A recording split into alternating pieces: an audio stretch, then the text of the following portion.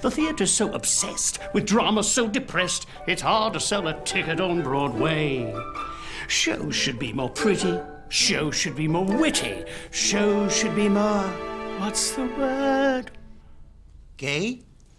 Exactly. You've seen the trope a million times. If you were gay, that'd be okay. I mean, 'cause hey, I like you anyway. If you're gay, you like musicals. A gay musical called Gay. That's quite gay. Gay musical? Aren't all musicals gay? This must be like the gayest musical ever made. And if you like musicals, then you are definitely gay. The man's as gay as a picnic basket. Ma, that is incredible. How did you know? I heard him singing in the shower. He's the only man I ever knew who knows all the words to Send in the Clowns. It's not just a stereotype, it is the stereotype. This song goes out to the rest of you, those who've never seen theater before. Because Broadway has never been broader. It's not just for gays anymore.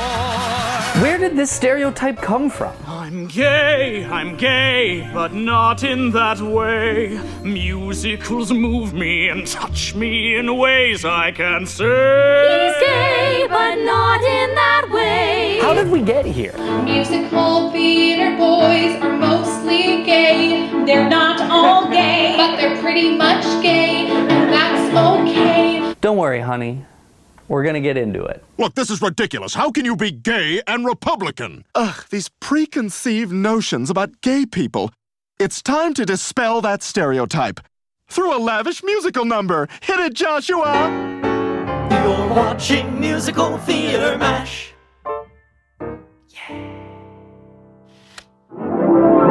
You're the top. You're the Coliseum. You're the top. You're the Louvre Museum. Have you ever listened to a Cole Porter song? In olden days, a glimpse of stocking was looked on as something shocking, but now God knows anything goes. Like, really listened to it. 'Cause I'm always doing something for the boys, 'cause they're doing something for me. Like, really, really listened to it. I'm a maid mad to marry and will take double quick any Tom, Dick, or Harry. Any Tom, Harry, or Dick. A Dick, a Dick, a Dick, a Dick, a Dick, a Dick, a Dick, a Dick, a Dick, a Dick, a Dick, a Dick, a Dick, a Dick, a Dick, a Dick. Cole Porter, the not-so-secretly gay musical theater songwriter and socialite of the first half of the 1900s, is often credited as one of the first composers to introduce innuendo into pop music. Birds do it, bees do it, even educated fleas do it. Let's do it. Let's fall in love. Even by the time Porter's Kiss Me Kate premiered in 1948, these coded gay expressions were still as out of the closet as you could get. It is widely theorized that Porter was often directly catering to the gay musical theater crowd in some of his lewd lyrics. According to the Kinsey report, every average man you know much prefers to play his favorite sport when the temperature is low. But when the thermometer goes way up and when the high, Mr. Gob for his squab, a Marine for his queen, a GI for his cutie pie is not, 'cause it's too darn hot. We read ourselves into the art that we experience. That is the basic journey of every audience member. And we are in open to interpretation land here, but through the eyes of gay audience members, hundreds of Porter lyrics are queer. It's too darn hot for a Marine and his queen, too hot for a GI and his cutie pie. Gay subtext abounds, disguised, of course, in heteronormativity and straight relationships. In the first half of the 1900s, the closet door was still firmly shut. Porter wasn't the only early songwriter to do this. Noel Coward was a little less subtle with his lyrics.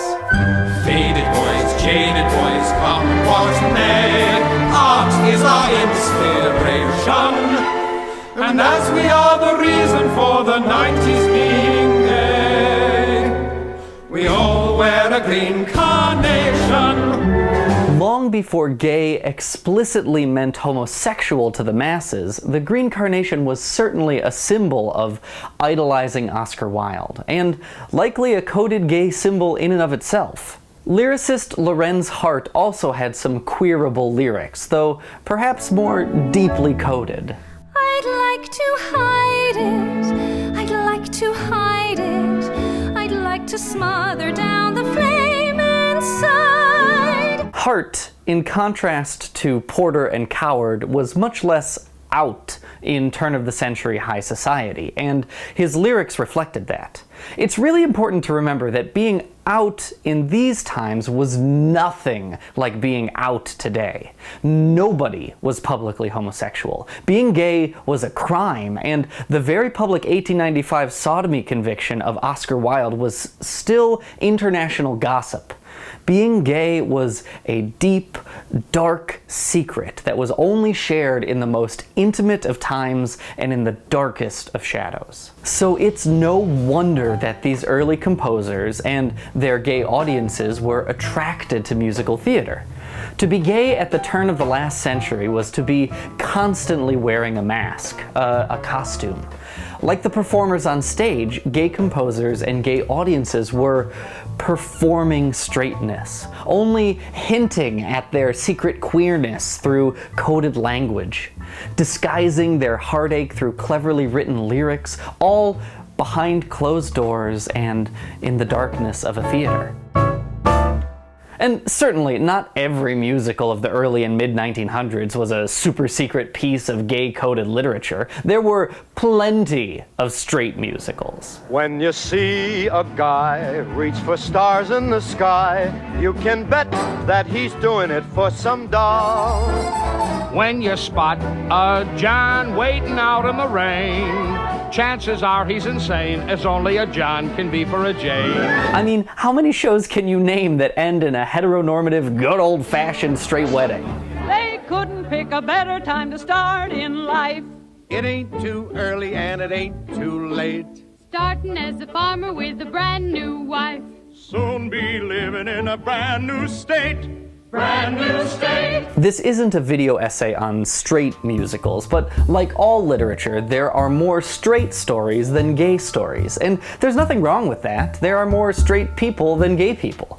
It just means gay audiences often needed to read in their own representation.